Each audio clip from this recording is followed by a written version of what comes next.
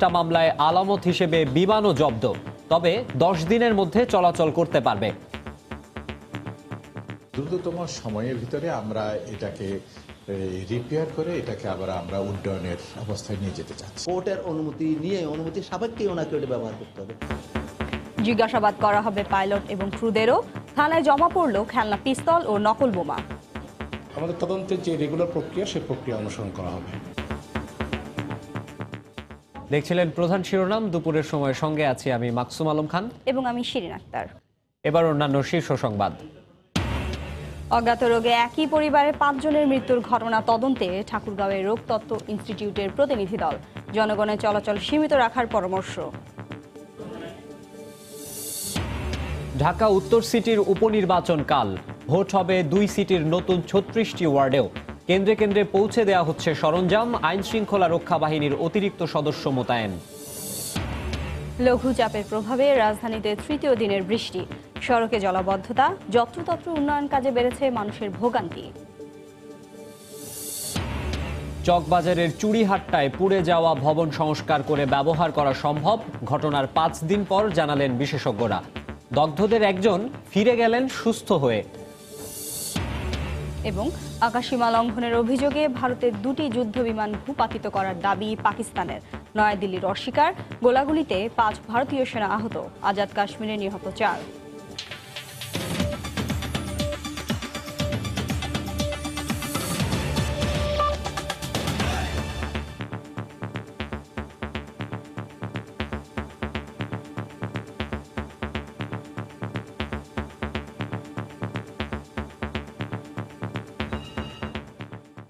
চট্টগ্রামে বিমান ছিনতাই চেষ্টা মামলায় আলামত হিসেবে জব্দ করা বিমানটি মেরামতের পর 10 দিনের মধ্যে চলাচলের জন্য প্রস্তুত হবে বলে জানিয়েছেন বেসামরিক বিমান পরিবহন সচিব। সরকার নিয়োজিত কৌশলী বলছেন, আদালতের অনুমতি সাপেক্ষে কাউন্টার টেরোরিজম ইউনিটের জব্দ করা বিমানটি চলাচল করতে পারবে। এদিকে ময়ূরপঙ্খীর পাইলট, ক্রু সহ যাত্রীদের জিজ্ঞাসাবাদ করা হবে বলে জানিয়েছে কাউন্টার টেরোরিজম ইউনিট। সেই সঙ্গে ছিনতাই চেষ্টায় ব্যবহৃত পিস্তল এবং নকল বোমাগুলো পরীক্ষা করা হবে। আতিকুর রহমান তমালকে সঙ্গে নিয়ে কমলদের রিপোর্ট। আইন শৃঙ্খলা বাহিনী সহ বিভিন্ন সূত্রে পাওয়া তথ্যে দেখা যায়, বিমান ছিনতাই কাজে ব্যবহৃত পিস্তলটি ছিল প্লাস্টিকের তৈরি সাদামাটা খেলনা, আর বোমাটি ছিল একেবারে কাঁচা হাতে তৈরি। এতে লাল এবং কালো টেপ মোড়ানো একটি ঘুড়িও লাগানো ছিল। বিমান ছিনতাই মামলায় ইতিমধ্যে বিমানটিকেও জব্দ করেছে কাউন্টার টেরোরিজম ইউনিট। তবে ছিনতাই রহস্য উন্মোচনে বিমানটির দায়িত্বরত পাইলট, কো পাইলট, ক্রু এবং যাত্রীদের জিজ্ঞাসাবাদের কথা জানালেন সিএমপি কমিশনার। মামলাটি তদন্ত চলবে। তদন্তের পর্যায়ে আমরা বিভিন্ন পর্যায়ে সাক্ষী যারা বিমানে যারা ছিলেন, যাত্রী, ক্রু, পাইলট, সকল সাক্ষীর সঙ্গে আমাদের জিজ্ঞাসাবাদ শুরু হবে। আমাদের তদন্তের যে রেগুলার প্রক্রিয়া সেই প্রক্রিয়া অনুসরণ করা হবে। এদিকে বিমান পরিবহন সচিব জানান, ছিনতাইয়ের কবলে পড়া বিমানটিকে ঢাকায় নিয়ে মেরামতের পর উড্ডয়নের জন্য প্রস্তুতে সময় লাগবে অন্তত 10 দিন। বিমানটা এখন বাংলাদেশ বিমানের জিম্মাতেই আছে এবং বিমানের সামান্য কিছু ক্ষতি হয়েছে আমরা যেটুকু জেনেছি, এবং দ্রুততম সময়ের ভিতরে আমরা এটাকে রিপেয়ার করে এটাকে আবার আমরা উড্ডয়নের অবস্থায় নিয়ে যেতে চাচ্ছি। বাংলাদেশ বিমানের শত কোটি টাকা মূল্যের বিমানটি আদালতের অনুমতি সাপেক্ষ চলাচল করতে পারবে বলে জানিয়েছেন সরকার নিয়োজিত কৌশলী। বাংলাদেশ বিমান এটা বিমান হিসেবে ব্যবহার করতে পারবে, তবে যেই জিনিসগুলি আলামত হিসেবে ভবিষ্যতে কোর্টে প্রদর্শন হবে সেই সমস্ত জিনিসগুলো যেন নিখুঁত থাকে। রোববার বিকেলে ঢাকা থেকে দুবাই যাওয়ার উদ্দেশ্যে চট্টগ্রাম আসার পথে বাংলাদেশ বিমানের ফ্লাইটটি ছিনতাইকারীর কবলে পড়ে। সন্ধ্যায় চট্টগ্রাম শাহ আমানত বিমানবন্দরে জরুরি অবতরণ করে বিমানটি। এরপর 8 মিনিটের কমান্ডো অভিযানে মারা যায় ছিনতাইকারী পলাশ আহমেদ। কমল দে, সময় সংবাদ, চট্টগ্রাম। ঠাকুরগাঁওয়ের বালিয়াডাঙ্গিতে অজ্ঞাত রোগে আক্রান্ত হয়ে একই পরিবারের 5 জনের মৃত্যুর পর ঘটনাস্থল পরিদর্শনে গেছেন রোগতত্ত্ব, রোগ নিয়ন্ত্রণ ও গবেষণা ইনস্টিটিউটের 5 সদস্যের প্রতিনিধি দল। গ্রামবাসীর সঙ্গে কথা বলে বিভিন্ন আলামত সংগ্রহ করেন তারা। আতঙ্কিত না হয়ে মুখ ঢেকে চলাফেরা করার পরামর্শ দেওয়া হয়। এদিকে সচেতনতা বাড়াতে একটি মেডিকেল দল সার্বক্ষণিক কাজ করছে বলে জানান উপজেলা স্বাস্থ্য কর্মকর্তা। অজ্ঞাত রোগে একই পরিবারের 5 জনের মৃত্যুর পর মরিচপাড়া নয়াবাড়ি গ্রাম জুড়ে যে আতঙ্ক সৃষ্টি হয়েছিল তা প্রশমিত হতে শুরু করেছে। এই গ্রামে তো মোটামুটি আল্লাহর রহমতে সবাই সুস্থ ভালো আছে, কিন্তু এখানে একসাথে 15-16 দিনের মধ্যে 4-5 জন মারা যাওয়ার পর একটা আতঙ্ক হতেই পারে মানুষের ভিতরে। ঠাকুরগাঁয়ে ভর্তি করে ওখান থেকে আবার রেফার করে দিল। রেফার করে আমরা নিয়ে চলে গেলাম রংপুরে যায় ওখানে ট্রিটমেন্ট করলো, হালকা পাতলা ট্রিটমেন্ট করতেছে এবং ওরা কিন্তু এখন সুস্থ আছে। চিকিৎসকরা জানিয়েছেন উচ্চ ক্ষমতা সম্পন্ন অ্যান্টিবায়োটিক প্রয়োগের ফলে রংপুর মেডিকেলে ভর্তি ওই পরিবারের আরও যে 4 জন রয়েছেন তাদের অবস্থার উন্নতি হয়েছে, নতুন করে কেউ আক্রান্ত হয়নি। মাস্ক ব্যবহার করতে বলা হয়েছে এবং যদি কোনো কেউ খারাপ লাগে বা নতুন কোনো সিমটম দেখা যায়, জ্বর বা সাথে প্রচন্ড শরীর ব্যথা, এরকম কোনো কিছু থাকলে সাথে সাথে আমাদেরকে জানানোর কথা বলা হয়েছে। ওই জায়গায় সার্বক্ষণিকভাবে আমাদের একটা মেডিকেল টিম আছে যারা তদারকি করতেছে। আশা করা যায় তেমন খারাপ কিছু হবে না হয়তো। এদিকে রোগতত্ত্ব, রোগ নির্ণয় ও গবেষণা প্রতিষ্ঠান IEDCR এর 5 সদস্যের একটি টিম গতকাল রংপুর মেডিকেলে রোগীদের নমুনা সংগ্রহের পর আজ এই গ্রামে আসার কথা রয়েছে। গত 5 দিন ধরে 2টি মেডিকেল টিম এই গ্রামে মানুষকে সচেতন করছে। রতন সরকার, সময় সংবাদ, মরিচপাড়া, নয়াবাড়ি, বালিয়াডাঙ্গি, ঠাকুরগাঁও। এই মুহূর্তে ঘটনাস্থল মরিচপাড়া নয়াবাড়ি গ্রামে আছেন রিপোর্টার রতন সরকার। সরাসরি চলে যাচ্ছি তার কাছে। রতন, আপনারা জানেন যে ইতোমধ্যে কিন্তু যে স্বাস্থ্য অধিদপ্তরের যে রোগ তত্ত্ব, রোগ নির্ণয় ও গবেষণা ইনস্টিটিউটের যে প্রতিনিধি দল তারা কিন্তু ইতোমধ্যে এখানে এসেছে এবং এখানে তারা যে তথ্য উপাত্ত সংগ্রহ করেছে এবং পরিবারের সদস্য এবং আশেপাশে যারা বসবাস করে তাদের সঙ্গে কিন্তু তারা তথ্য সংগ্রহ করেছে। এই ঘটনাটি একই পরিবারের 5 জনের মৃত্যু এবং একইভাবে আক্রান্ত হয়ে 4 জন রংপুর মেডিকেল কলেজ হাসপাতালে ভর্তি রয়েছে। এই বিষয়টি, এই কারণটি, এই মৃত্যু এবং এই রোগে আক্রান্ত হবার যে কারণ, এটি কিন্তু এখনো পর্যন্ত উদ্ঘাটন করা যায়নি। এই টিমের সদস্যদের কাছ থেকে জানা গেছে, সিভিল সার্জনের কাছ থেকে জানা গেছে যে এই তথ্য উপাত্ত এবং যে নমুনা সংগ্রহ তারা করছেন এগুলো ঢাকায় নিয়ে সেগুলোকে বিশ্লেষণের মাধ্যমে কিন্তু আসলে এই কোন রোগে বা কোন ভাইরাসে এই মানুষগুলোর মৃত্যু হয়েছে এটি কিন্তু তখনই কেবল নিশ্চিত হওয়া যাবে। আমরা যেটি জেনেছি যে বাংলাদেশে যদি এর নির্ণয় করতে ঢাকায় করতে পারা না যায়, সেক্ষেত্রে দেশের বাইরে এই সব তথ্য উপাত্ত এবং নমুনাগুলো প্রেরণ করা হবে, সেখান থেকে আসলে এটি নিশ্চিত হবার বিষয় রয়েছে। তবে ভালো কিছু খবর রয়েছে, যে খবরটি আসলে রংপুর মেডিকেল কলেজ হাসপাতালে যে 4 জনকে ভর্তি করা হয়েছিল তাদের স্বাস্থ্যের অনেকটা উন্নতি হয়েছে। চিকিৎসকরা জানিয়েছেন যে এই তাদের উচ্চ ক্ষমতা সম্পন্ন কিছু অ্যান্টিবায়োটিক প্রয়োগের কারণে তারা ক্রমেই তারা সুস্থ হয়ে উঠছেন এবং এখানে যে নতুন করে কিন্তু গতকালকে পর্যন্ত নতুন আরো 2 জনের সংক্রমিত হবার খবর আমরা পেয়েছিলাম এবং তাদের 2 জন সহ মোট 4 জন এই মুহূর্তে রংপুর মেডিকেল কলেজ হাসপাতালে ভর্তি রয়েছে এবং যেটি আমি আগেও জানিয়েছি যে তাদের কিন্তু স্বাস্থ্যের অবস্থার অনেকটাই উন্নীত হয়েছে। তো এখানকার মেডিকেল টিম যেটি বলেছে যে আসলে বিষয়টিকে নিশ্চিত না হওয়া পর্যন্ত এখানে সতর্কতা অবলম্বন করতে হবে, সেজন্য মেডিকেল টিম সহ যারা এই এলাকায় সচেতন মানুষ আছে, জনপ্রতিনিধি যারা আছে, তাদের দায়িত্ব পালনের আহ্বান জানানো হয়েছে। তো এটাই ছিল আমার কাছে এখানকার সর্বশেষ। আমরা ফিরছি স্টুডিওতে। শিরিন, আপনার কাছে। অজ্ঞাত রোগে আক্রান্তদের বিষয়ে সবশেষ খবর জানাতে মরিচপাড়া নয়াবাড়ি গ্রাম থেকে আমাদের সঙ্গে সরাসরি যোগ দিয়েছেন রিপোর্টার রতন সরকার। ঢাকা উত্তর সিটি কর্পোরেশনের মেয়র পদের উপনির্বাচন কাল। একই সঙ্গে সাধারণ কাউন্সিলর ও সংরক্ষিত কাউন্সিলর পদে ভোট গ্রহণ অনুষ্ঠিত হবে 2 সিটিতে নতুন যুক্ত হওয়া 36টি ওয়ার্ডে। সুষ্ঠুভাবে ভোট গ্রহণ সম্পন্ন করার জন্য নির্বাচনের মাঠে মোতায়েন রয়েছে র্যাব, বিজিবি, পুলিশ সহ আইন শৃঙ্খলা রক্ষা বাহিনীর সদস্য। এদিকে বৃহস্পতিবার ভোটের দিন রাজধানী জুড়ে সাধারণ ছুটি ঘোষণা করা হয়েছে। আরও জানাচ্ছেন বেলায়েত হোসাইন।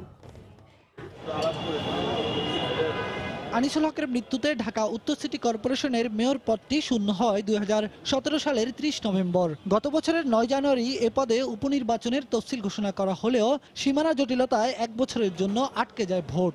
আইনি জটিলতা নিরসনের পর গত মাসের 22 তারিখ ফের ঘোষণা করা হয় তফসিল। ঘোষিত এই তফসিলে ভোট বৃহস্পতিবার। ভোট গ্রহণ অনুষ্ঠানের জন্য এরই মধ্যে সব ধরনের প্রস্তুতি সম্পন্ন করেছে নির্বাচন কমিশন। আমরা যদি দেখি যে আইন শৃঙ্খলা বা অন্য কোনো কিছুর যদি আমাদের নির্বাচনের প্রতিকূল অনুকূলে যদি না থেকে যদি কোনো রকম কোনো ঘটনা ঘটে তাহলে আমরা একেবারে কেন্দ্র বন্ধ করে দেব। মেয়র পদে মূল প্রতিদ্বন্দ্বিতাকারী আওয়ামী লীগের আতিকুল ইসলাম ও জাতীয় পার্টির শাফিন আহমেদ ছাড়াও রয়েছেন আরও 3 জন প্রার্থী। যদিও প্রচারণার পুরো সময়টা জুড়েই একেবারেই নিরুত্তাপ ছিল নির্বাচনের মাঠ, তবে ভোটের মাঠ উৎসব মুখর হবে বলে প্রত্যাশা রিটার্নিং কর্মকর্তার। বিএনপি একটি বড় রাজনৈতিক দল, একটা দল যদি অংশগ্রহণ না করে এটা ওই দলের বিষয়। প্রার্থী তো আছে, মানুষ তারা তাদের যোগ্য প্রার্থীকেই ভোট দিবে এবং আমার মনে হয় যে তারপরে নির্বাচন এখানে উৎসব মুখর হবে। উত্তর সিটিতে 36টির সাথে নতুন যুক্ত ওয়ার্ড 18টি, সব মিলিয়ে 54 ওয়ার্ডের ভোটার সংখ্যা 29,48,510 জন। উত্তরের সবকটি ওয়ার্ডেই মেয়র পদে নির্বাচন হবে। পাশাপাশি নতুন 18টি ওয়ার্ডে আলাদা ভোট হবে সাধারণ কাউন্সিলর ও সংরক্ষিত কাউন্সিলর পদে। একই সঙ্গে দক্ষিণ সিটিতে যুক্ত হওয়া নতুন 18টি ওয়ার্ডেও কাউন্সিলর পদে ভোট গ্রহণ অনুষ্ঠিত হবে। বেলায়েত হোসাইন, সময় সংবাদ, ঢাকা। ঢাকা উত্তর সিটি কর্পোরেশন নির্বাচনের সরঞ্জামাদি বিতরণ চলছে। এই মুহূর্তে রাজধানী উচ্চ বিদ্যালয়ে আছেন রিপোর্টার রাশেদ লিমন। সরাসরি চলে যাচ্ছি তার কাছে। মাকসুম, যেহেতু রাত পোহালেই এই উত্তর সিটি কর্পোরেশন নির্বাচনে মেয়র পদে ভোট গ্রহণ, পাশাপাশি কিন্তু আরও 18টি যুক্ত হওয়া নতুন 2 সিটি কর্পোরেশনের উত্তর দক্ষিণে কাউন্সিলর এবং সংরক্ষিত কাউন্সিলর পদে ভোট গ্রহণ অনুষ্ঠিত হবে এবং তাকে সামনে রেখে কিন্তু আজকে যে কেন্দ্রে কেন্দ্রে নির্বাচনী সরঞ্জামাদি পৌঁছে দেওয়ার যে কার্যক্রম, সেই কার্যক্রম কিন্তু শুরু হয়ে গেছে। এবং উত্তর সিটি কর্পোরেশনে যদি আমি বলি যে টোটাল 12টি জায়গা থেকে এই বিভিন্ন যে 1000-এরও বেশি যে কেন্দ্র রয়েছে, 1295টি কেন্দ্র রয়েছে, সেই কেন্দ্রে যে ব্যালট পেপার সহ নির্বাচনী সরঞ্জামাদি পৌঁছে দেওয়া হচ্ছে, যে সেই বিষয়ে কার্যক্রমগুলো পরিচালনা করা হচ্ছে সহকারী রিটার্নিং অফিসারের নেতৃত্বে। এবং আমি এই মুহূর্তে রয়েছে রাজধানী উচ্চ বিদ্যালয়। এখানে কিন্তু মোট 6টি ওয়ার্ডের 137টি কেন্দ্রের কিন্তু যে নির্বাচনী সরঞ্জামাদি, সেই সরঞ্জামাদি বিতরণ করা হচ্ছে এবং এক প্রিজাইডিং অফিসার, সহকারী প্রিজাইডিং অফিসার এর সঙ্গে আইন শৃঙ্খলা বাহিনীর যে টিমটি প্রত্যেকটি কেন্দ্রে থাকবে, সেই টিমের সদস্যরা এবং তাদের নেতৃত্বে যে থাকবেন তারাই আসলে মূলত এই প্রিজাইডিং অফিসার রিসিভ করার পরে তারা কিন্তু যে নির্বাচনী সরঞ্জামাদি রয়েছে, যেমন দেখতে পাচ্ছেন ব্যালট বাক্স, ভোটার তালিকা, নির্বাচনে জন্য সিল, অমোচনীয় কালি সহ নির্বাচনে আনুষঙ্গিক যে বিষয়গুলো রয়েছে, যেমন পুলিং এজেন্ট যাদের থাকবে তাদের যে কার্ডগুলো, সেগুলো আসলে তারা বুঝে নিচ্ছেন। এবং 2টি বুথ থেকে এখানে এই যে 6টি ওয়ার্ডের যে নির্বাচনী সরঞ্জাম দেওয়া হচ্ছে, এখানে কিন্তু 2টি বুথ করা হয়েছে এবং 2টি বুথ থেকে সহকারী অফিসার যারা রয়েছেন তারা এগুলো বিতরণ করছেন এবং পরবর্তীতে তারা কিন্তু এখানে এসে তাদের যে আনুষ্ঠানিক সরঞ্জামাদি, তাদের যে তথ্য, সেই তথ্যের সঙ্গে তাদের তালিকার সঙ্গে মিল আছে কিনা সেগুলো গুছিয়ে নিচ্ছেন এবং এরপরে কিন্তু তারা এগুলো নিয়ে আইন শৃঙ্খলা বাহিনীর সদস্য সহ তারা কিন্তু কেন্দ্রে কেন্দ্রে চলে যাচ্ছেন। এবং আমরা কিন্তু এখানে যারা প্রিজাইডিং অফিসার রয়েছে, সহকারী প্রিজাইডিং অফিসার রয়েছে বা আইন শৃঙ্খলায় নিয়োজিত যে আইন শৃঙ্খলা বাহিনীর সদস্য রয়েছেন, তাদের সবার সঙ্গে কিন্তু কথা বলার চেষ্টা করেছি। তারা যেটি বলছেন যে এতদিন তো আসলে ভোটের উৎসবটি, যে ভোটের যে ডামাডোল, এটি কিন্তু ভোটের মাঠে ছিল। এখন কিন্তু আসলে ভোটের উৎসব বা ভোটের প্রস্তুতি কিন্তু এখন এই নির্বাচন কেন্দ্রগুলিতে এসে পৌঁছেছে এবং তারা বলছে তারা তাদের কেন্দ্রের যে প্রস্তুতি, সেই প্রস্তুতি এখন গিয়ে সব প্রস্তুতি সম্পন্ন করে রাখবে। আগামীকাল 8টা থেকে যে ভোট গ্রহণ একটানা 4টা পর্যন্ত চলবে, সেই নির্বাচনকে একটি সুষ্ঠু, নিরপেক্ষ এবং ভোটারদের কাছে বা প্রার্থী যারা রয়েছেন সবার কাছে গ্রহণযোগ্য করে তুলতে তারা তাদের যে দায়িত্ব, সেই দায়িত্ব যথাযথভাবে পালন করবেন। তো এই ছিল আমার কাছ থেকে এই রাজধানী উচ্চ বিদ্যালয় থেকে এখনকার মতো। ঢাকা উত্তর সিটি কর্পোরেশন নির্বাচনের প্রস্তুতির খবর জানাচ্ছিলেন রিপোর্টার রাশেদ লিমন। অন্য প্রসঙ্গ, পশ্চিমা লঘুচাপের প্রভাবে সকাল থেকে রাজধানীতে থেমে থেমে বৃষ্টি হচ্ছে। এতে দুর্ভোগে পড়েছেন প্রয়োজনের তাগিদে রাস্তায় বের হওয়া শিক্ষার্থী, চাকরিজীবী ও খেটে খাওয়া মানুষ। এছাড়া যত্রতত্র উন্নয়ন কাজের জন্য রাস্তা কেটে রাখায় ভোগান্তি আরও বেড়েছে। আবহাওয়া অধিদপ্তর বলছে আগামী শুক্রবার পরিস্থিতি স্বাভাবিক হতে পারে। বসন্তের এই দিনে ভোর থেকেই আকাশ ছিল কালো মেঘে ঢাকা, আর সাত সকালেই মুষলধারে বৃষ্টিতে ভিজেছে পুরো রাজধানী। প্রকৃতিপ্রেমীদের কাছে এ এক নৈসর্গিক সময় হলেও সকালের এই বৃষ্টিতে বিপত্তি বেঁধেছে ঢাকার রাস্তায়। শিক্ষার্থী, অভিভাবক কিংবা কর্মজীবী নানা প্রয়োজনে ঘর থেকে বের হওয়া মানুষকে পড়তে হয়েছে ভোগান্তিতে। একদিকে যেমন পর্যাপ্ত যানবাহনের সংকটের মুখে পড়তে হয়েছে, অন্যদিকে শহর জুড়ে উন্নয়ন কাজের জন্য অল্প বৃষ্টিই সৃষ্টি করেছে জলাবদ্ধতা আর যানজট। অনেককে তাই বাধ্য হয়ে পায়ে হেঁটেই গন্তব্যে যেতে হয়। সাইডে পানি, অনেক পানি আছে, জ্যাম বৃষ্টির কারণে পড়ে যায় সব জায়গায়। রাস্তাঘাটে কাদা টাদা হয়ে অফিসে যাতায়াতের জন্য খুব প্রবলেম হয়। রাস্তায় প্রচুর পানি ছিল, আসতে সমস্যা হয়েছে। বাচ্চাকে নিয়ে তো স্কুলে আসতে হয়, এখন আজকে পরীক্ষা, অলরেডি পরীক্ষার জন্য এই বৃষ্টির মধ্যে আসতে হচ্ছে। আবহাওয়া অধিদপ্তর জানায়, পশ্চিমা লঘুচাপের প্রভাবে তৈরি হওয়া বৃষ্টি হচ্ছে, তবে আগামী শুক্রবার থেকে আবহাওয়া স্বাভাবিক হতে পারে। এখন যে বৃষ্টিপাতটা হচ্ছে সেটাও এই পশ্চিমা লঘুচাপ আছে, আমরা আশা করছি আগামীকালের পরে ধীরে ধীরে আবহাওয়া ভালো হবে। বুধবার সকাল 6টা থেকে 9টা পর্যন্ত 15 মিলিমিটার বৃষ্টিপাত হয়েছে বলে জানায় আবহাওয়া অধিদপ্তর। শফিক মোহাম্মদ, সময় সংবাদ, ঢাকা। এদিকে দেশের বিভিন্ন স্থানে ঝোড়ো হাওয়া ও বজ্রসহ বৃষ্টি হচ্ছে। হঠাৎ বৃষ্টিতে বিপাকে পড়েন কর্মজীবী মানুষ। ভোর থেকে বরিশালে থেমে থেমে চলে গুড়ি গুড়ি বৃষ্টি, এর সঙ্গে ঝোড়ো হাওয়া। যানবাহন না পাওয়ায় স্কুলগামী শিক্ষার্থী ও কর্মজীবীরা পড়েন বেশি বিপাকে। জেলায় সকাল 7টা থেকে 9টা পর্যন্ত 2.8 মিলিমিটার বৃষ্টিপাত রেকর্ড করা হয়।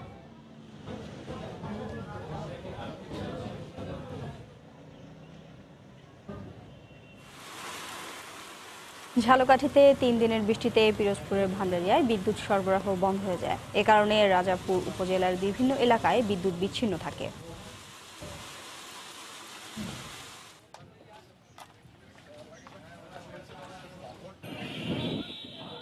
এছাড়া নওগাঁ সহ দেশের বিভিন্ন স্থানে ঝোড়ো হাওয়া ও বজ্রসহ বৃষ্টিতে বিভিন্ন এলাকায় জলাবদ্ধতার সৃষ্টি হয়েছে। মিরসরাইয়ে ভারতীয় অর্থনৈতিক অঞ্চলের জমি অধিগ্রহণ ও চূড়ান্ত অনুমোদন সহ প্রায় 12,500 কোটি টাকার 14টি প্রকল্পের অনুমোদন দিয়েছে জাতীয় অর্থনৈতিক পরিষদের নির্বাহী কমিটি একনেক।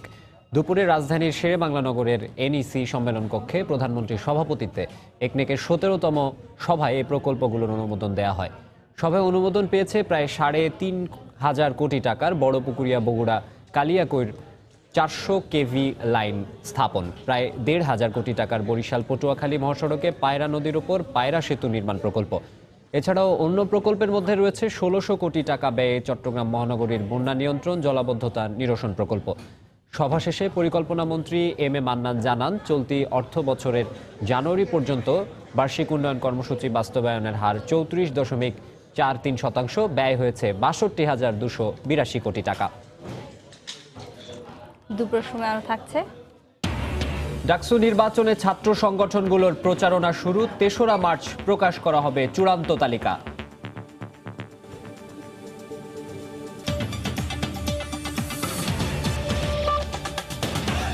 বিএনপি চেয়ারপারসন বেগম খালেদা জিয়ার বিরুদ্ধে গ্যাটকো দুর্নীতি মামলার অভিযোগ গঠনের শুনানি শুরু করতে 2 ঘন্টা অপেক্ষা করতে হলো বিচারককে।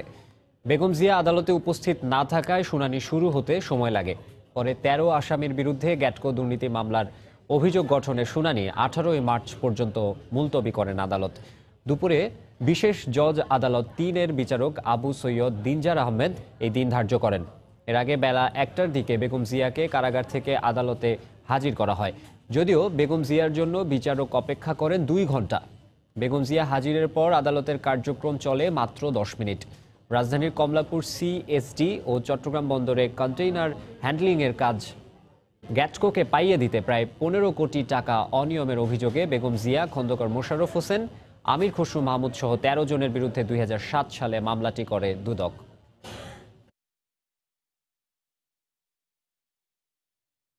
এতদিনেও দলের চেয়ারপারসনকে মুক্ত করতে না পারা বিএনপির রাজনৈতিক ব্যর্থতা বলে মন্তব্য করেছেন আওয়ামী লীগের সভাপতি মণ্ডলীর সদস্য ও 14 দলের সমন্বয়ক মোহাম্মদ নাসিম।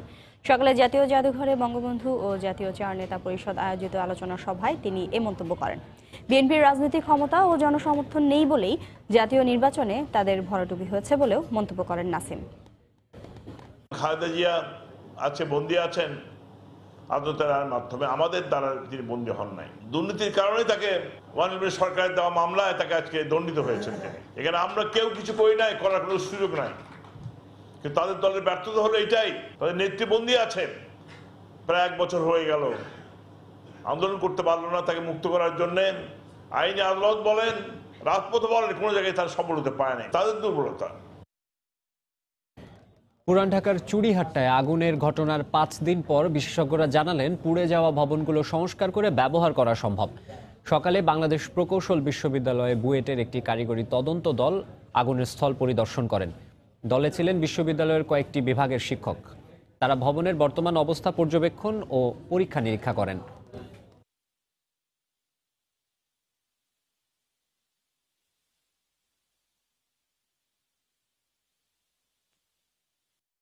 বেসিক্যালি কারণটা কি সেটা তো বিভিন্ন তদন্ত কমিটি সরকারের কাজ করছে।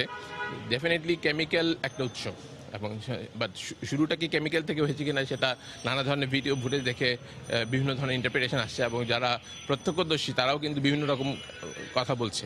সো একক কোনো কিছু এখনো আমরা শিওর না, তবে কেমিক্যাল ডেফিনেটলি একটা বড় উৎস যার জন্য আগুনের ভয়াবহতা এবং এত মানুষের ক্ষয়ক্ষতি হয়েছে। চকবাজারের চুড়িহাট্টার আগুনে দগ্ধদের মধ্যে মোজাফফর নামে একজনকে আজকে ছাড়পত্র দিয়েছে ঢাকা মেডিকেল কলেজ হাসপাতালের বার্ন ইউনিট। এই নিয়ে এখন পর্যন্ত 3 জন ছাড়পত্র পেয়েছেন। এখনও চিকিৎসাধীন আছেন 4 জন। সুস্থ হয়ে বাড়ি ফিরতে পারায় চিকিৎসক সহ সবার প্রতি কৃতজ্ঞতা জানান মোজাফফর। খান মোহাম্মদ রুমেলের রিপোর্ট। দুঃস্বপ্নের আগুনে পুড়ে দুঃসহ যন্ত্রণায় হাসপাতালের বিছানায় কেটেছে প্রায় 1 সপ্তাহ। এরপর বাড়ি ফেরার পালা। হাসপাতাল থেকে ছাড়পত্র পেয়ে কিছুটা স্বস্তির আভাস থাকলেও চোখে মুখে ক্লান্তির ছাপ স্পষ্ট। মুজাফফর কাজ করতেন পুরান ঢাকার একটি কসমেটিক্স কারখানায়। ঘটনার দিন হেঁটে যাচ্ছিলেন চুড়িহাট্টার রাস্তা দিয়ে। মুহূর্তেই দাউ দাউ আগুন। তারপরের কথা আর কিছুই মনে নেই তার। সুস্থ হয়ে বাড়ি ফিরতে পারায় চিকিৎসক সহ সবার প্রতি কৃতজ্ঞতা জানান তার পরিবারের সদস্যরা। জি আলহামদুলিল্লাহ, আল্লাহ তাআলা ওনাকে সুস্থ করছে। আপনারাও দোয়া করেন, যত রোগী আছে সবাইকে আল্লাহ তাআলা সুস্থ করে বাসা পাঠায় দেয়। ওরা যেন ভালো হয়ে যায় ওনার মতন, আর আমরাও এরকম অঘটন না ঘটে, বুঝলেন, সবার জন্য দোয়া করবেন। এদিকে বার্ন ইউনিটের প্রধান সমন্বয়কারী জানান মুজাফফর সহ এখন পর্যন্ত 3 জনকে ছাড়পত্র দিয়েছেন তারা। চিকিৎসাধীনদের মধ্যে 2 জন এখনো আশঙ্কামুক্ত নন বলেও জানান তিনি। গতকাল আমরা 2 জনকে ছাড়পত্র দিয়েছি, তারা হচ্ছে সালাউদ্দিন হেলাল, আর আজকে কিছুক্ষণ আগে মুজাফফর নামে একজন আছে, তাকে আমরা ছাড়পত্র দিয়েছি। অতএব 3 জন ছাড়পত্র দেওয়া হয়েছে আর 2 জন মারা গেছে, আর আমাদের এখানে আছে বাকি 4 জন। যারা কম পার্সেন্ট তাদেরকে আমরা ছেড়ে দেওয়ার চিন্তা ভাবনা করছি, হয়তো 2-1 দিনের মধ্যে ছেড়ে দিব, কিন্তু উপরে যে 2 জন আছে 51 আর 38 তাদেরকে এত সহজে ছাড়া যাবে না। চকবাজারের চুড়িহাট্টার আগুনে দগ্ধ 9 জনকে ঢাকা মেডিকেল কলেজের বার্ন ইউনিটে ভর্তি করা হয়। তাদের মধ্যে 2 জন চিকিৎসাধীন অবস্থায় মারা যান। ফারুক ভূঁইয়া, রবিন, সময় সংবাদ, ঢাকা। পোস্তগোলা ও গাজীপুরের কেমিক্যাল গোডাউন সাময়িক স্থানান্তরের জন্য শ্যামপুর ও গাজীপুরে 2টি জায়গা প্রস্তাব করেছে শিল্প মন্ত্রণালয়। রাজধানীর মতিঝিলের শিল্প মন্ত্রণালয়ের যৌথ বৈঠকে এই প্রস্তাব করা হয়। সেখানে আছেন রিপোর্টার সানবীর রূপল। সরাসরি চলে যাচ্ছে তার কাছে।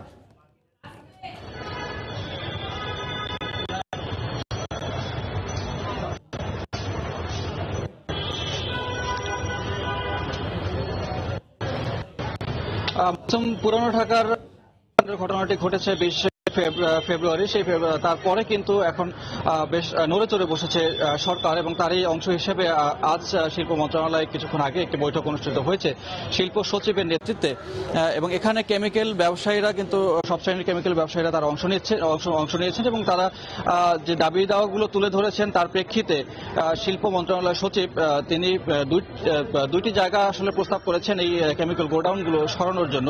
তার একটি হলো গাজীপুরে এবং আরেকটি হলো শ্যামপুরে ঢাকা ম্যাস ফ্যাক্টরি, সেই শ্যামপুরের বুড়িগঙ্গা নদীর তীরে। তো এখন পর্যন্ত তারা বলছেন যে শিল্প মন্ত্রণালয়ের পক্ষ থেকে যে তাদের 2টি জমি এখন খালি আছে এবং খুব শিগগিরই তারা এই প্রক্রিয়া শুরু করতে যাচ্ছেন, এবং অনতিবিলম্বে বলতে হচ্ছে 1 সপ্তাহের মধ্যেই তারা এই প্রক্রিয়া শুরু করতে যাচ্ছেন। এবং কেমিক্যাল ব্যবসায়ীরা তারাও কিন্তু একমত হয়েছেন যে তারা কেমিক্যাল গোডাউনগুলো সরাতে চাচ্ছেন, এবং প্রাথমিকভাবে যে সিদ্ধান্ত হয়েছে সেই সিদ্ধান্ত মোতাবেক অ্যাসিডের যে গোডাউনগুলো আছে সেই গোডাউনগুলো গাজীপুরে এবং অন্যান্য যে কেমিক্যালগুলো আছে সেই কেমিক্যালগুলো শ্যামপুরে স্থানান্তর করার বিষয়। তবে এটি কিন্তু প্রাথমিক একটি প্রক্রিয়া এবং এটি অস্থায়ী একটি প্রক্রিয়া, তবে স্থায়ীকরণের জন্য সেটি হয়তো আরো পরে ভেবে দেখবেন।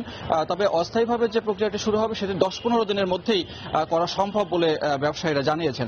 আর আরেকটি বিষয় হচ্ছে কেমিক্যাল গোডাউন আসলে যে কতটি আছে সেটির কিন্তু এখনো পর্যন্ত কোনো হিসেব জানা নেই। তো কেমিক্যাল ব্যবসায়ীরা বলছেন যে আগামী সোমবারের মধ্যে তারা শিল্প মন্ত্রণালয়ে একটি তালিকা পাঠাবেন, সেই তালিকার মধ্যে এই কেমিক্যালের কতগুলো গোডাউন আছে পুরানো ঢাকায় সেই তালিকাটি তারা প্রকাশ করবেন এবং স্থানান্তরের ব্যাপারে আরো বেশি সহযোগিতা করবেন। তো এরপরে যে প্রক্রিয়াটি শুরু হবে সেই প্রক্রিয়াটি 4-5 দিনের মধ্যেই হয়তো শুরু হবে এবং প্রাথমিকভাবে শেড তৈরি করা হবে এবং শিল্প মন্ত্রণালয়ের পক্ষ থেকে আর বাদবাকি কাজগুলো শেষ করার পরেই স্থানান্তর প্রক্রিয়াটা শুরু হয়ে যাবে। তো এখনো পর্যন্ত শিল্প মন্ত্রণালয় থেকে এই ছিল আমার কাছে সবচেয়ে তথ্য। পোস্তগোলার কেমিক্যাল গোডাউন স্থানান্তরের বিষয়ে শিল্প মন্ত্রণালয়ে যে বৈঠক চলছে সেই বৈঠকের খবর জানাচ্ছিলেন রিপোর্টার সানবীর রূপল। যাচাই বাছাই শেষে আজই প্রকাশ করা হবে ঢাকা বিশ্ববিদ্যালয়ে ছাত্র সংসদ ডাকসু নির্বাচনের প্রাথমিক প্রার্থী তালিকা। এদিকে শোডাউন আর মিছিলে মিছিলে মুখর ক্যাম্পাস। সকালের বর্ষা কমে আসলে মিছিল বের করে প্যানেল অথবা স্বতন্ত্র মনোনয়ন প্রত্যাশীরা। এদিকে কেন্দ্রীয় ছাত্র সংসদে 25টি পদে নির্বাচনের জন্য জমা পড়েছে 237টি মনোনয়নপত্র। 18টি হলের 13টি করে পদের জন্য জমা পড়ে 594টি মনোনয়নপত্র। যাচাই বাছাই শেষে প্রাথমিক তালিকা প্রকাশ করা হবে প্রতিটি হলের নোটিশ বোর্ড ও ডাকসুর ওয়েবসাইটে। তফসিল অনুযায়ী দুপুর 12টায় প্রকাশ করার কথা থাকলেও কিছুটা বেশি সময় লাগবে বলে জানান প্রধান রিটার্নিং কর্মকর্তা। প্রার্থিতা নিয়ে কোনো অভিযোগ থাকলে উপাচার্য বরাবর আবেদন করতে পারবেন প্রার্থীরা। মনোনয়নপত্র প্রত্যাহারের শেষ সময় 2রা মার্চ। 3রা মার্চ প্রকাশ করা হবে চূড়ান্ত প্রার্থী তালিকা।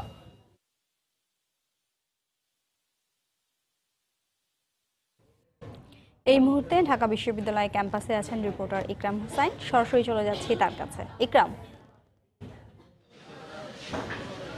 শিরিন, হল সংসদ নির্বাচনের যে প্রার্থী তালিকা, প্রাথমিক প্রার্থী তালিকা, সেটি কিছুক্ষণ আগে প্রকাশ হয়েছে। প্রত্যেকটা হলের নোটিশ বোর্ডে সেটি টানিয়ে দেওয়া হয়েছে। ছাত্রছাত্রীরা এবং যারা প্রার্থী তারা সেখানে সেই তালিকা দেখতে পাবেন। অন্যদিকে যে ঢাকা বিশ্ববিদ্যালয় কেন্দ্রীয় ছাত্র সংসদ যে ডাকসু নির্বাচন, সেই নির্বাচনের প্রার্থী তালিকা কিন্তু এখনো পর্যন্ত প্রকাশ হয়নি। কিছুক্ষণের মধ্যে হয়তো সেটিও প্রকাশ হয়ে যাবে। তারপর বিশ্ববিদ্যালয়ে ডাকসুর যে ওয়েবসাইট, সেখানে সবগুলো তালিকা একসঙ্গে পাওয়া যাবে।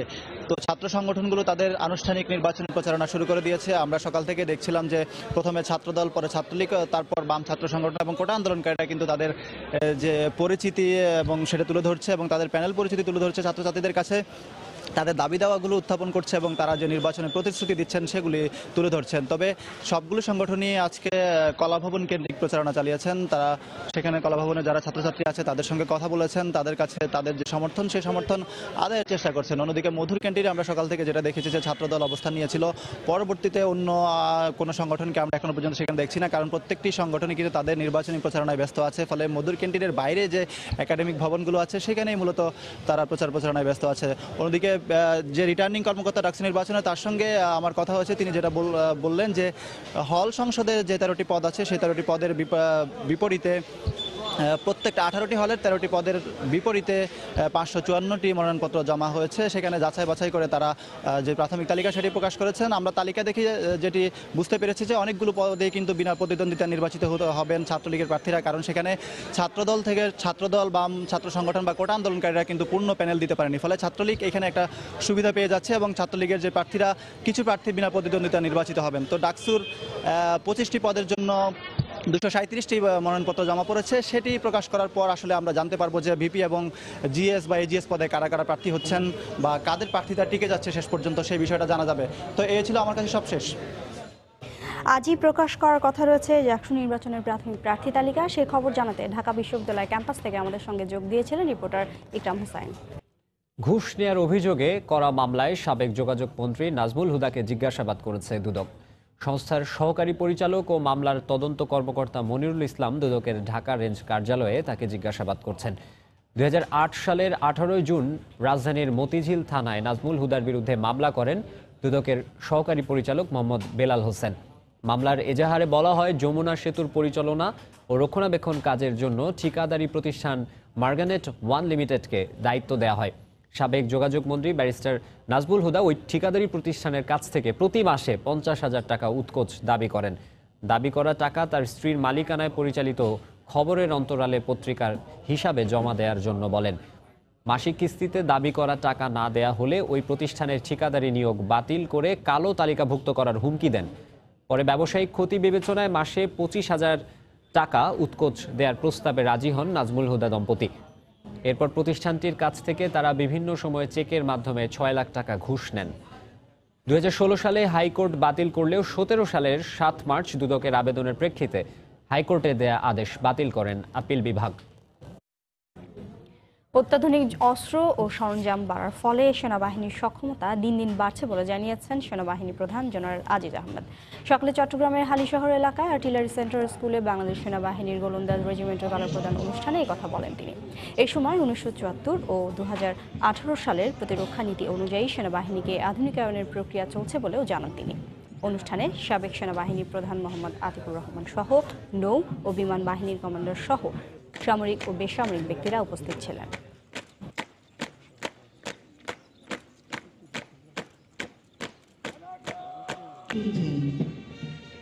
প্রাথমিক পর্যায়ে শিক্ষার হার বাড়াতে বাংলাদেশের অগ্রগতি প্রশংসনীয় বলে মন্তব্য করেছেন বিশ্বব্যাংক। বিশ্ব উন্নয়ন রিপোর্ট 2018 শীর্ষক প্রকাশিত প্রতিবেদনে উঠে এসেছে এই তথ্য। প্রতিবেদনে বলা হয় 1990 সালে দেশে প্রাথমিক পর্যায়ে শিক্ষার হার ছিল 66%, 2015 সালে তা দাঁড়িয়েছে 91%। পাশাপাশি বলা হয় অনেক কম সংখ্যক দেশের মধ্যে বাংলাদেশ একটি যেখানে প্রাথমিক পর্যায়ে শিক্ষা অর্জনের ক্ষেত্রে জেন্ডার সমতা রয়েছে। প্রতিবেদনে বলা হয় শিক্ষা পদ্ধতি আর দারিদ্র্যের জন্য অনেকেই প্রাথমিক শিক্ষা গ্রহণের আগেই ঝরে পড়ে। এজন্য শিক্ষাক্ষেত্রে বিনিয়োগ বাড়িয়ে দক্ষ কর্মসংস্থান সৃষ্টির তাগিদ দেওয়া হয়। ই বর্জ্য নামে পরিচিত নষ্ট ইলেকট্রনিক পণ্য দিনকে দিন পরিবেশ ও স্বাস্থ্যের জন্য ঝুঁকিপূর্ণ হয়ে উঠছে। এই বর্জ্য শুধু মাটি, পানি সহ সার্বিক পরিবেশেরই ক্ষতি করছে না, প্রাণঘাতী জটিল রোগ ও প্রতিবন্ধী শিশু জন্মেরও কারণ হয়ে দাঁড়াচ্ছে। সমীক্ষা বলছে দেশে বছরে প্রায় 4.5 লাখ মেট্রিক টন ই বর্জ্য উৎপন্ন হলেও পুনরায় ব্যবহার উপযোগী করা হয় মাত্র 3%। তাই এর ক্ষতিকর প্রভাব থেকে বাঁচতে জনসচেতনতা সৃষ্টির পাশাপাশি ব্যবস্থাপনায় বিধিমালা প্রণয়নের তাগিদ স্বাস্থ্য বিশেষজ্ঞদের। বিস্তারিত জানাচ্ছেন হাজেরা শিউলি। প্রযুক্তির উৎকর্ষতার সঙ্গে বাড়ছে টেলিভিশন, ফ্রিজ, মোবাইল ও কম্পিউটার সহ নানা ধরনের ইলেকট্রনিক পণ্যের ব্যবহার, যেগুলো মেয়াদোত্তীর্ণ বা নষ্ট হলে কিছু ফেরিওয়ালা বা মেকানিকের দোকানে বিক্রি করা হলেও অধিকাংশ নষ্ট ইলেকট্রনিক পণ্যই ফেলে দেওয়া হয়। যদিও এগুলোর ভেতর রয়ে যায় মানব শরীর ও পরিবেশের জন্য মারাত্মক ক্ষতিকর ধাতব ও রাসায়নিক উপাদান। বুয়েট ও পরিবেশ অধিদপ্তরের সমীক্ষায় দেখা যায় বছরে তৈরি হয় 4.5 লাখ টন ই বর্জ্য। এর মধ্যে রিসাইকেল হয় মাত্র 13,000 টনেরও সামান্য কিছু বেশি। যখন ওয়েস্টের সঙ্গে যায় তখন ওইখানে অনেক রকম কেমিক্যাল রিয়াকশন হয়। অ্যাসিড যখন রিলিজ হয় তখন ওই যে লেড বলেন, ক্যাডমিয়াম বলেন, পানিতে চলে আসে। ওপেন বার্নিং যেটা হয় তার ফলে আপনার এয়ার পলিউশন যেটা সেই জায়গায় হচ্ছে। গবেষণায় পাওয়া যায় বাতিল বিভিন্ন ইলেকট্রনিক ডিভাইসের মধ্যে থাকে পারদ, সীসা, দস্তা, বেরিলিয়াম, ক্যাডমিয়াম, বিভিন্ন ধাতব ও রাসায়নিক উপাদান। এসব বিষাক্ত উপাদানে সবচেয়ে বেশি ক্ষতিগ্রস্ত হচ্ছেন গর্ভবতী নারী ও শিশুরা। লাং ডিজিজের সংখ্যা অনেক বেড়ে যাচ্ছে। কিছু কিছু ক্ষেত্রে এগুলো ক্যান্সারজনিত সমস্যা, বিশেষ করে প্রেগন্যান্ট মাদারের থেকে যখন যাচ্ছে সেখানে জেনেটিক সমস্যাও দেখা দিতে পারছে। Autism one of the problem. Awareness, তারপর হচ্ছে কালেকশন, থার্ড হচ্ছে যারা ই ওয়েস্ট কোম্পানিগুলো আছে তাদের ক্যাপাবিলিটি, সেখানে সরকার যেটা করতে ইনসেন্টিভাইজ করতে পারে। 2011 সালে পরিবেশ অধিদপ্তর ই বর্জ্য বিধিমালা প্রণয়নের কাজ শুরু করলেও খসড়া হয় 2017-তে। এটি চূড়ান্ত পর্যায়ে আছে জানিয়ে প্রযুক্তিমন্ত্রী বলছেন এ ব্যাপারে ইলেকট্রনিক পণ্য উৎপাদনকারী প্রতিষ্ঠানকেও দায়িত্ব নিতে হবে। মনে করি আমাদের এখানে যারা কারখানা স্থাপন করছেন এই ধরনের ডিজিটাল ডিভাইস তৈরি করার জন্য তাদের এখনই ভাবতে হবে যে যেই জিনিসটি বর্জ্যে পরিণত হবে সেটির ব্যবস্থাপনার ক্ষেত্রে কি ধরনের উদ্যোগ নেওয়া দরকার। পরিবেশ অধিদপ্তরের পরিচালিত সমীক্ষা অনুযায়ী 2020 সালে ই বর্জ্যের পরিমাণ দাঁড়াবে 5.5 লাখ টনে, 2035-এ যা বেড়ে দাঁড়াবে 46 লাখ টনে। হাজেরা শিউলি, সময় সংবাদ, ঢাকা। সিনিয়র সাংবাদিক এবং প্রেস ইনস্টিটিউট অব বাংলাদেশ পিআইবির মহাপরিচালক শাহ আলমগীর গুরুতর অসুস্থ অবস্থায় ঢাকার সম্মিলিত সামরিক হাসপাতালে চিকিৎসাধীন রয়েছেন। তার অবস্থা সংকটাপন্ন বলে জানিয়েছে হাসপাতাল কর্তৃপক্ষ। চিকিৎসকের বরাত দিয়ে তার ঘনিষ্ঠজনরা জানান তিনি দুরারোগ্য লিউকেমিয়া রোগে ভুগছেন। 1980 সালে উপমহাদেশের প্রথম শিশু কিশোর সাপ্তাহিক কিশোর বাংলা পত্রিকায় সহ সম্পাদক হিসেবে কাজ শুরু করেন শাহ আলমগীর। এরপর তিনি কাজ করেছেন দৈনিক জনতা, বাংলার বাণী ও আজাদে। এছাড়াও দৈনিক প্রথম আলো পত্রিকাতেও শুরু থেকে জড়িত ছিলেন পথিত দশা এই সাংবাদিক। 1998 থেকে 2001 সাল পর্যন্ত পত্রিকাটির যুগ্ম বার্তা সম্পাদকেরও দায়িত্ব পালন করেন তিনি। 2013 সাল থেকে তিনি পিআইবির মহাপরিচালক হিসেবে দায়িত্ব পালন করে আসছিলেন। দুপুর সময় শীর্ষ সংবাদগুলো জানিয়ে দিচ্ছি আরেকবার। চট্টগ্রামে ছিনতাই চেষ্টা মামলায় আলামত হিসেবে জব্দ বিমানটি চলাচল করতে পারবে 10 দিনে। জিজ্ঞাসাবাদ করা হবে পাইলট এবং ক্রুদেরও। থানায় জমা পড়ল খেলনা পিস্তল ও নকল বোমা। অজ্ঞাত রোগে একই পরিবারের 5 জনের মৃত্যুর ঘটনা তদন্তে ঠাকুরগাঁওয়ে রোগতত্ত্ব ইনস্টিটিউটের প্রতিনিধি দল। জনগণের চলাচল সীমিত রাখার পরামর্শ। ঢাকা উত্তর সিটির উপনির্বাচন কাল। ভোট হবে 2 সিটির নতুন 36টি ওয়ার্ডেও। কেন্দ্রে কেন্দ্রে পৌঁছে দেওয়া হচ্ছে সরঞ্জাম। আইন শৃঙ্খলা রক্ষা বাহিনীর অতিরিক্ত সদস্য মোতায়েন। লঘুচাপের প্রভাবে রাজধানীর তৃতীয় দিনের বৃষ্টি। সড়কে জলাবদ্ধতা, যত্রতত্র উন্নয়ন কাজে বেড়েছে মানুষের ভোগান্তি। এবং আকাশসীমা লঙ্ঘনের অভিযোগে ভারতের 2টি যুদ্ধবিমান ভূপাতিত করার দাবি পাকিস্তানের। নয়াদিল্লির অস্বীকার। গোলাগুলিতে 5 ভারতীয় সেনা আহত, আজাদ কাশ্মীরে নিহত 4। এই ছিল দুপুর সময়। আপনার মোবাইলে সময় সংবাদ দেখতে এবং সব খবর পেতে ডাউনলোড করুন সময় অ্যাপ। আর সঙ্গেই থাকুন সময়।